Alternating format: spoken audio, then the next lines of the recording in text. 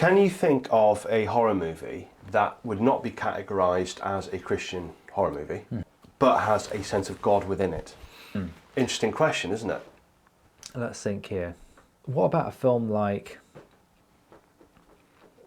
Candyman?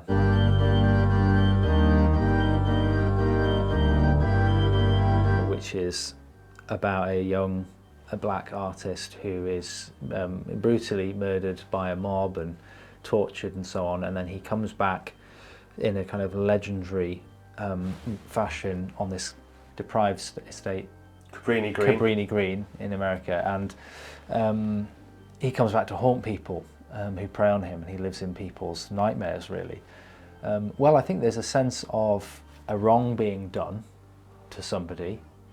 So there's a kind of morality there. A rule has been broken, and there's a sense of justice being sought, that he's coming to actually bring about the consequences and the punishment for those crimes on people. So in that sense, that mirrors the gospel story, which is that crimes have been committed and there's a punishment that comes and you cannot escape it. And people can't escape Candyman. If they break that rule and they invite him into their life, say his name 5 times in the mirror, he's coming for them and he's going to get them. Candyman, Candyman, Candyman, Candyman.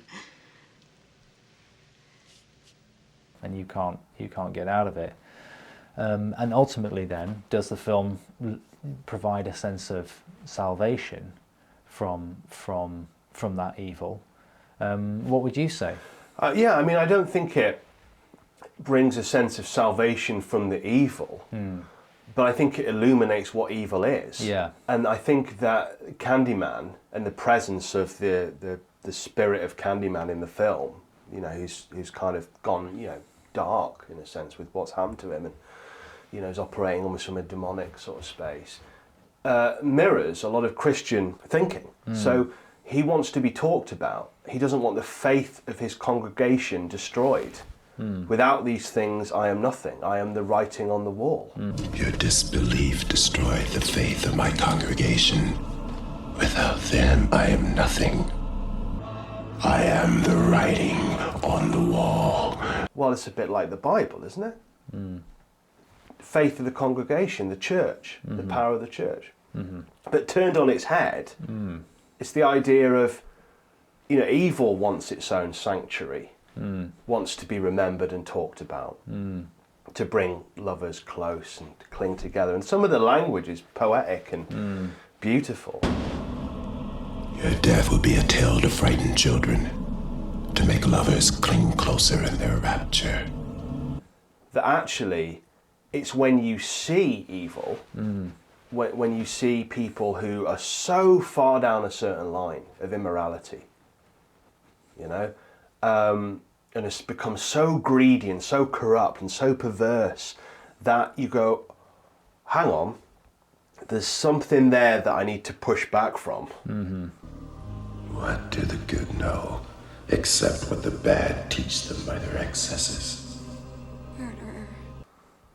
And that's interesting. So horror can illuminate spiritual realities. In that sense, yes, Candyman, I think, is a film that almost by what it illuminates in terms of the darkness, it is also then illuminating what is maybe good and what we need to push back from to go back into the good, without there being a strong sense of, you know, of God in the film explicitly. Or you could say Helen, the protagonist in the film, she's, I mean, what is the sin that Helen commits? She doesn't really commit any sin other than being very curious and digging deep into things. But it's not really a sin. But she is quite an innocent character. But the sin, I suppose, is her saying Candyman's name 5 times. It's a rule has been laid down, like in the Garden of Eden, and she disobeys it, and it invites the evil into her life. So there we go. She commits the sin. All hell breaks loose. And finally, she can't find deliverance from having opened that door. But when you watch a film like that and you're a Christian, you'd be going, terrible what happened to Helen. Be my victim. But thank goodness I can escape sin. In some ways, though, I wonder if Helen does actually find a kind of salvation because she sacrifices herself to rescue a child in a bonfire, and she's kind of burned badly and dies from the injuries. I knew you'd come. Burn him. But she saves her honour, and she proves that the Candyman is real.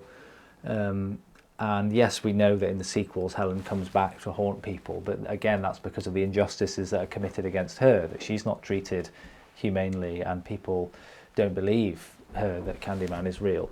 I know that's a horror convention, obviously, you keep bringing the evil back, it never goes away. But I think there is a sense of salvation through sacrifice, which again parallels the gospel story, that Jesus sacrifices himself for the sins of humanity. In the same way Helen does that.